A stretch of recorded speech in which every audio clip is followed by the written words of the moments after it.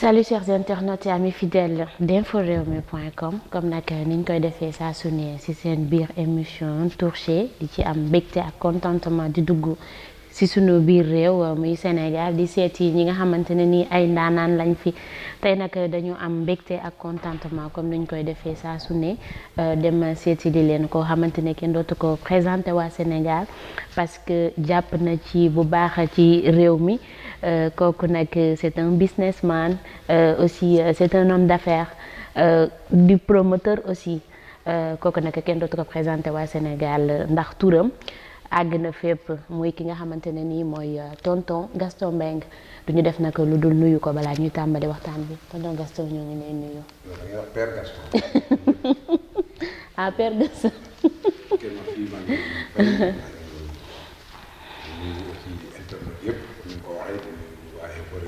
voilà di leen déglu ñu waxtaan. surtout ak jàmm. incha allah mënuñu commencer waxtaan bi nag tey tàmbalee wuñ ko li nga xamante ne nii moo ñëw ci Sénégal muy Covid 19 bi ñu bëggoon xam tonton Gaston bi nga xamante ne nii moom businessman la promoteur la lan la corona bi yàqal.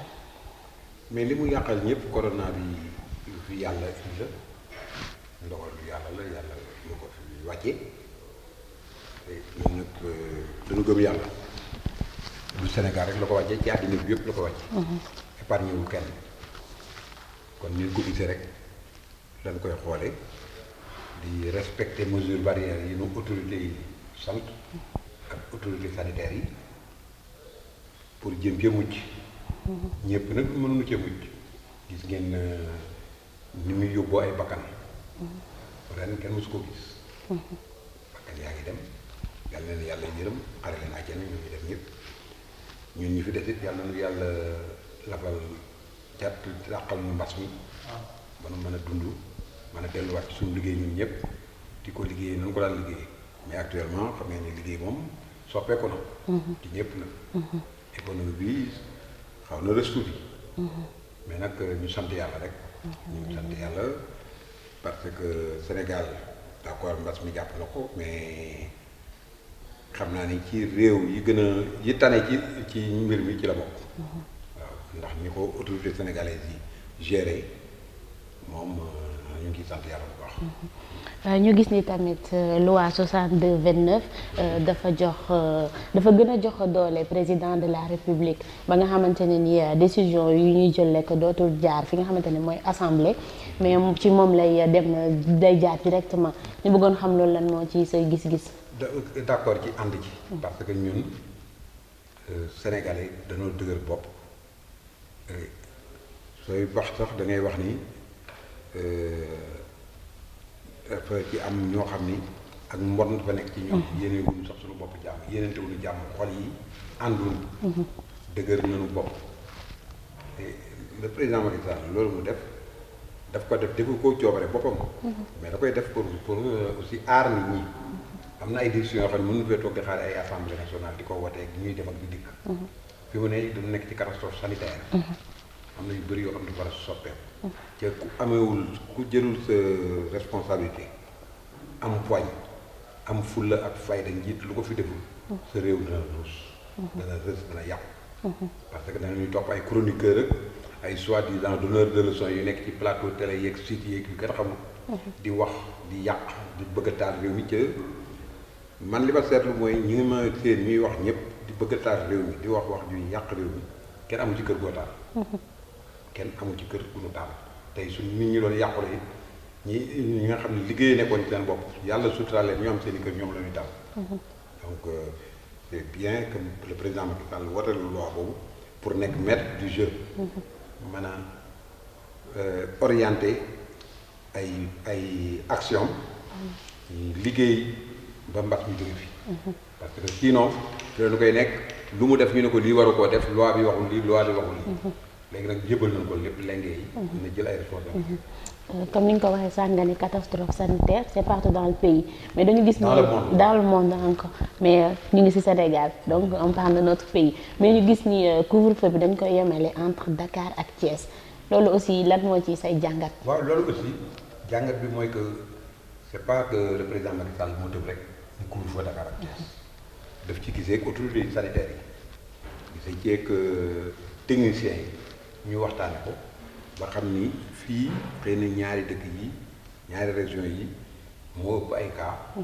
mu ni nen ko arrêté foofu en Europe am na biir France par exemple day am ay régions yu ñuy def couvre-feu bàyyi tout dernièrement mujj nañ ko élargir ba def ko toute la France mais du tëb rek am na ñoo xam ne jotewul ko aux États-Unis soo demee par exemple fu mel ni Miami amul cas bi soo demee tey Dubaï pratiquement bariwu fa dëkk yi ko wër man fa bari donc li techniciens yi def waxu technicien waxu ay personne de santé man du ma ci dugg du ma ci discuter parce que du sama domaine xaw ma ci dara mais ñoom ñu ko def du seen coobare rek la ñu tëbe ni ñii nañ leen defal couvre-feu am na fu ko teg mais sénégalais yi dañuy faral di wax souvent ñu ni couvre-feu bi c'est un mal nécessaire parce que nee nañ commencé na di fragiliser li nga xamante ne nii mooy économie Sénégal parce que pêcheurs yi nga xamante ne nii daan nañ génn guddi bi di dem di nappi peut-être dootuñu mën a génn parce que c'est de 21h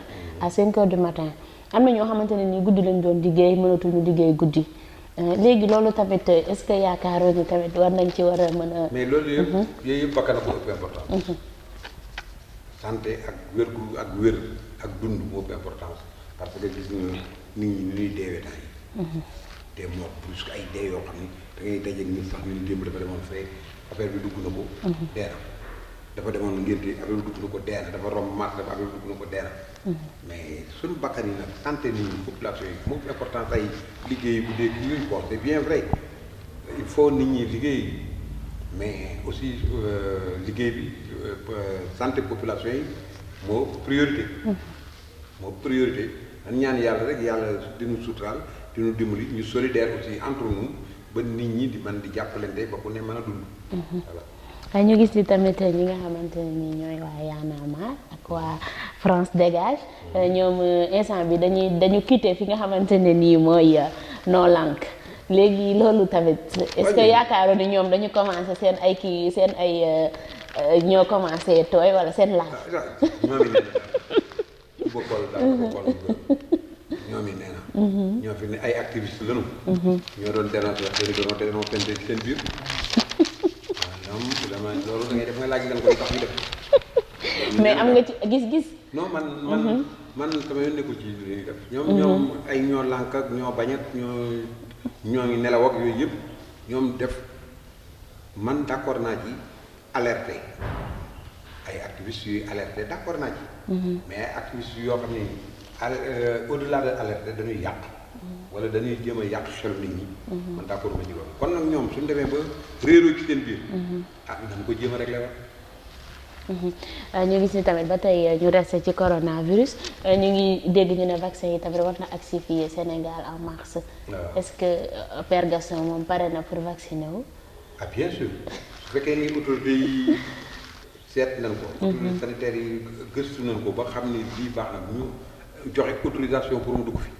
man d'accord naa pour jëkk a ñàkk yëpp mais sénégalais yi ñoom nee nañ problème bi mooy vaccin dañ doon gis dañ koy defar 10 ans mais vaccin yi dafa jékki-jékki wax rek sénégalais yi lu nu xam ak lu nu xamul lépp ñoo fi dàq commenter ñoo dàq interpréter dañuy interpréter rek vaccin et puis àddina day évoluer lan daan defar bu jëkk en 10 ans nit ñaa ngi koy defar léegi en 1 an évolution dafa am lu nu fekk lan daan defar bu jëkk muy durer bu jëkk sooy dem Màkka da nga toog ñetti weer ci yoon wi léegi 5 heures de temps ngay toog egg nan ñuy comparer le comparable il faut pas que pour bëgg a yàq ak jaxase xelu nit ñi ñuy wax yooyu ñiy defar vaccin bi ay médecins lañu ay criminels ay docteurs lañu nan am confiance ñoom suñu autorité yi suñu demee ba d'accord pour vaccin bi dugg c'est parce que gëstu nañ ko seet nañ ko ba xam ne war na bëgg ko waaw su fi duggee nag kenn wóor ni lii rek moo mën a fay parce que ñun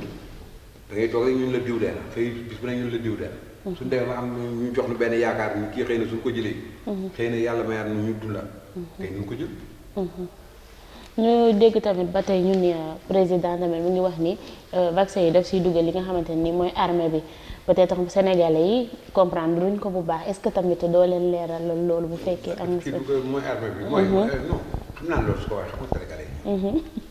tout le temps. président bi moom lu mu wax rek. ñu ko jëm ci xëpp suuf wala ñu interpréter ko neneen wala ñu jéem ko wutal cause bu tax mu def ko. ca xamuñu ci dara. mais xam naa ni suñuy wax ni armée bi leen ci dugal yooyu. c'est-à-dire que pour mën a inciter nit ñi. ak surveiller rek pour ñu ñàkku rek sensibiliser leen. parce que armée bi du dóori. du jël di fetal pour nga ñàkk mais mën na taxaw dugg ci àll bi dugg ci nit ñi. sensibiliser leen. wan leen que lii lu war a nekk la lu mën a nekk la dañ leen koy def parce que su leen ko deful daanaka moo xaroo yem. te duñu la bàyyi nga xaru. tey suñu la tey soo jógoon fee léegi jël pistolet bëgg a xaru. ku fa taxaw mën a nangu pistolet su ko nanguwul loolu assistance à une personne non assistance à une personne en danger. moo tax ñu bëgg armée bi ñëw du moins ci ni ma ko yaakaare. parce que man nekkul pour jéem a gëstu ay directive bu président de la République. mais lu mu def rek daal xam naa ni intérêt population yi tax mu def. ñu gis ni tamit ki nga xamante ne nii mooy Boubacar Seye ñëw na aéroport ñu téye ko ñu arrêté ko nit ñi ñu ngi wax ni nag 118 milliards yi mu tuddoon ne c'était pour lutte contre l'immigration clandestine moo waral loolu lan moo si ay jàngatu tonton. mais amu ci jàngat parce que même moom weddi na ko moom nee na da doon laaj. moom nee na da doon laaj. li mu wax bi ñu ko jàppee dafa ne da doon laaj accusé wu. da doon laaj anam. ña ko entendre. la mu wax ba nu jox ko mandat de dépôt. xëy na doon laaj rek. xëy na baax leneen wala ñu xam leneen. mais moom bi mu demee ba yëf yi kii ba mu dugg ci biir dafa ni moom da doon laaj. xam nga su laajoon rek su fekkoon ni fa mu jëkk a waxee da doon laaj rek. xëy na lii du ko ci fekk. xam nga nag activistes yi ñoom leen neex la ñuy def. suñu demee nag ba affaire bi naa la lëndëm rek kaani gi sax rek ñu commencé di wet. mais est-ce que yaakaar nga ne loolu tamit jar na emprisonnement tamit. mais loo xam ne mën naa taal réew jar na emprisonnement su réew bi tàkkoon tey ñu ne li tax ñu bàyyi woon ko mu koy wax wala li tax ñu bàyyi woon ko muy def lii après maintenant après la mort yéen xamu leen ku tooñ ku fay rek ngeen xam. ñu wax tamit ci ki nga xamante ne nii mooy Diary Sow père de famille nga ñu gis ni tamit nekkoon na meilleur élève en 2018-2019 ñu yóbbu ko France après ay coow am ci ñi naan dafa fàq ñi naan fàqul ñi naan dafa surmené ñu dégg façon version bi ne ba ñu ne tey fi ñëw na Sénégal lan moo ci say kàddu en tant que parent. lu dul di sant yàlla ba muy dellu si ak di ko defal di ko encouragé parce que ñun ñëpp am nañ doom. te ku ci ne sa doom mën naa def benn bébi wala am traumatisme wala yooyu xamul lu ñëw na la nan ko ñaanal yàlla te bañ waxkat yi noppi bi bàyyi wax lu mu xamul.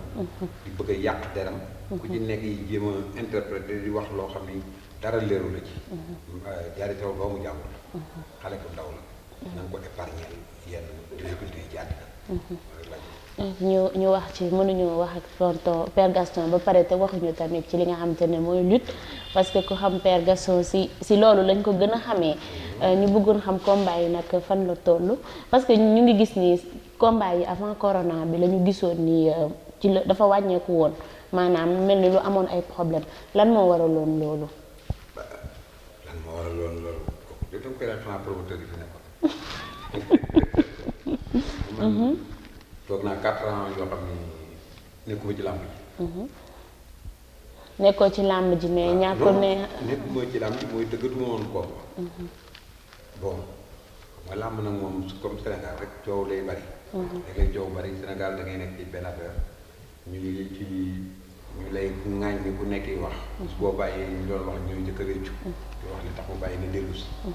man nag demoon. wax na noo wax dellu si na ma. macha allah.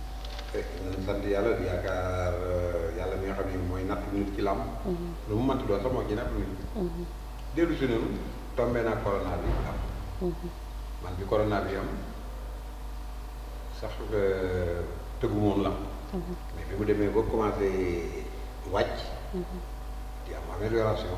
ñu am yaakaar ci laa tëgg làmb. Balla Gaye ak Bombardier. Lac de Guiers ak Eumeu Sène Diène Kaïré ak Modou Lô. affaire bi ñu yokkuwaat ñu ngi wax tax danañ ko tëgg duñ ko tëgg. même suñ koy tëgg dafa am norme yu ñu koy tëggee. comme ni ñu koy defee ci lépp. football bi ci basket bi ci toute activité dans le monde. mooy huis clos. man président man Gaston Mbengue pour tëgg à huis clos. loolu man la engagé. te it su neexee yàlla pardon su ministre bi joxee feu vert bi waa CNG ba nu ubbi saison bi officiellement pour établir licence bi dinaa dem jëli sama licence. déjà jàpp naa benn date boo xam ne entre temps su fekkee loolu am entre temps. le 4 avril man dinaa ubbi sama. mais est-ce que yaakaar nga ni làmb dina yomb pour ñu tëgg ko à huis clos. ah oui bien sûr football yomb pour ñu tëgg ko tey lépp huis clos la xam nga mbas mi. d'accord métti na. métti na mais itam soppi na lu bëri ci réew mi parce que réew mi xam nga léegi digital la ñëpp yi liggéey. visioconférence la ñëpp yi liggéey. nit ñi ñu bëri dematuñu ci ay bureau. ñu koy commencé na depuis ay les pays développés yàgg na. mbas mi indi na ko Sénégal. tey pratiquement kenn dematul fenn ñëpp da nga fa nga toog ngay toog di liggéey. nit ñaa ngi football kenn du ko seetaan ku ko bëgg a seetaan sa kër ngay toog di seetaan. boobu ëpp alal fukki yoon ak juróom ay football en Angleterre en Espagne en Europe ñuy stade doon na Sénégal. ñuy jënd joueurs yi à coût de milliards. tey loolu lépp amatul mais am nañu pexe moo xam ni xëy na avec les sponsors ak pexe nit ñi nag nit ku ne la da nga am say pexe. mooy def ba nga xam ne yow da nga ca dugal dana génnaat. da nga ca dugal dana génnaat. espace boobu nit ñi daan toog espace boobu nga jox ko sponsor yi ñu def ko truc de branding. fépp mën nañ ko branding mën nañ def lépp. man làmb ji mën nga ci dugal leneen mën nga ci dugal ay activité ay musique et tout ça yoo xam ni orchestre bu toog ci musique ay woykatu làmb yi toog fële mais daal de façon dana am distanciation boo xam ni kenn du jege kenn. mbër yi dina ñëw touche ñu paree toog ñu ñuy toogee jël respecté mesure barrière yi. su arbitre bi sifflé ñaari mbër yi nekk ci diggu géew bi bëre yow nga toog ñun ñëpp ñu toog suñu biir kër. ngeen teg seen miche yi wala ngeen teg seen i ataaya di waxtaan di seetaan lamb seen biir kër. te xam naa ne suñ ko defee xëy na jaaxal na nit ñi nag mais suñ ko defee le 4 avril. incha allah man bi ma nga xam ne moom laa jàpp. suñu génnee ñëpp dana opté pour huis clos bi kon yaakaar nga ne daal huis clos bi dina jaar yoon bu baax. dana jaar yoon et puis bon moo gën a garanti santé nit ñi parce que tout ak loo mënti wax rek santé bi daal. santé bi mooy priorité. aussi ñu dégg ni tam ñu gis ci presse bi que ni sa doom bi nga xamante ne ni mooy Anta Mbengue Idrissa Seck daf ko viré. loolu est-ce que. c'est pas vrai bi ma ko liiree de man sax dina ma woo wax ma. liggéey na sama wàcc ko. c'est pas vrai nañ bàyyi Sénégalais yi. nañ bàyyi di sos. parce que nag mais nag li ñuy wax siiw du jàmme borom xam nga Gaston problème mooy. dafa siiw du jàmme borom. xam nga taxaw rek def photo Gaston la fille de Gaston est virée. ban importance la am ak ban lan lay apporter nit ñi. même su doon dëgg. te du dëgg. su doon dëgg lan lay apporter nit ñi. la fille de Gaston est virée le fils de Gaston est viré. et bis bu ne ñu viré fi ay doomu jàmm. loolu du événement. du information nit ñi suñu bëggee nekk journaliste wala bëgg a nekk ci site yi. nañuy def loo xam ni c'est professionnel. mais affaire yooyu affaire goro la. vraiment affaire goro. ñuy def lu nañuy jàng professionnel ñu def lu professionnel. di joxe de bonnes informations. kooku déjà ku ko bind c'est du faux. su ma doom kenn mësu ko viré. c'est bien vrai. conseil économique bu Idrissa Seck ñëwee. am na ñoo xam ne ci cabinet mi Mimi Touré leen fa indi woon mais su kii le nouveau président. su ko neexee mën na ko bàyyi su ko neexee mën leen fa jëlee. c'est pas l'affaire du monde c'est pas une information bu ñuy kii mel ni ku bëgg mel ni ku taal réew mi. et tout ça. sama doom kenn wéréwu ko. mais est-ce que de tamit Père Gaston li mu nekk ci Macky Sall moo tax. ah waaw waaw mais Macky Sall moom ci laay continuer nekk du ma ci jóg fekkee ni loolu mais boo sax suba ñu ni Gaston est expulsé du pays. kon Père Gaston pare na pour jàppale président Macky Sall su fekkee dafay kii pour troisième mandat. waxuma la troisième mandat pour même mandat à vie xam nga mandat à vie dépassé na troisième mandat.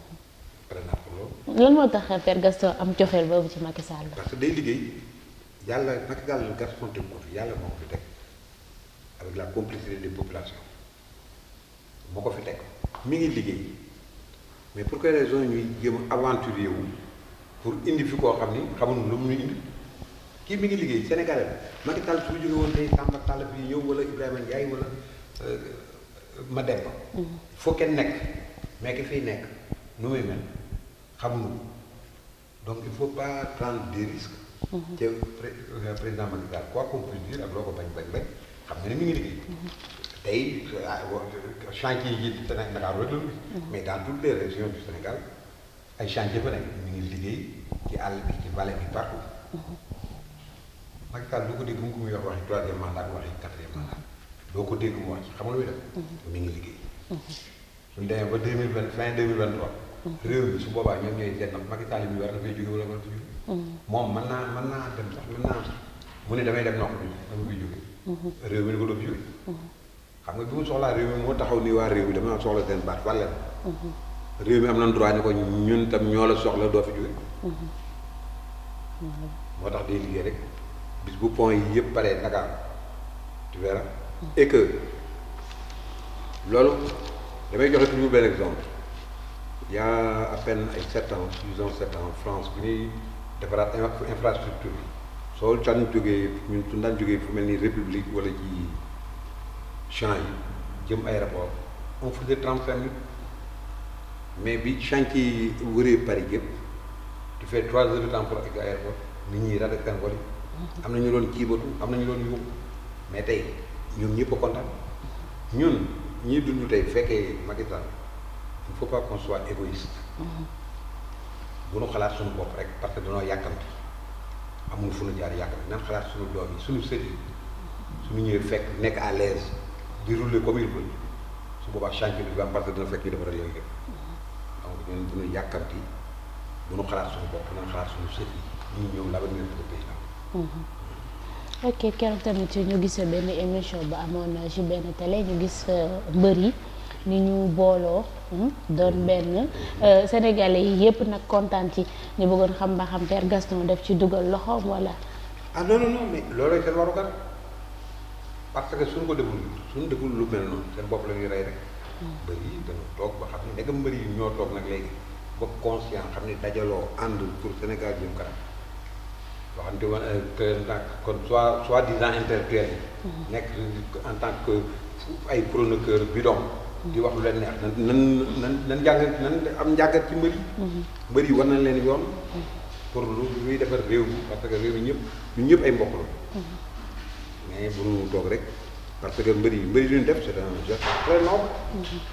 dañ def pour wane ni Sénégal dañ ko tey nekk nañ ci coono bëriwuñu et tout ça mais ñun ñu ngi nii bi mbas mi commencé ñun dañu amoon dajale nañ ko yóbbu ko ministre de la santé pour jàppale mais président de la République fi mu ne soo am na jàppale leen promoteurs yi pour làmb ji mën a dellu si. loolu appel boobu la ñu wax waxuñu leen. ok ñu est-ce que tamit Père Gaston mu ngi mi ngi déggante ak ki nga xamante ne nii mooy président CNG bu bees bi ngir mën a gën a yëkkati làmb ji ci kaw. bien sûr président CNG bu bees bi bien sûr ci CNG bi la nekkoon yàgg nañu. depuis presque 20 ans mi ngi fi nekk CNG bu Kaolack. Aliou Sarr nekk patron.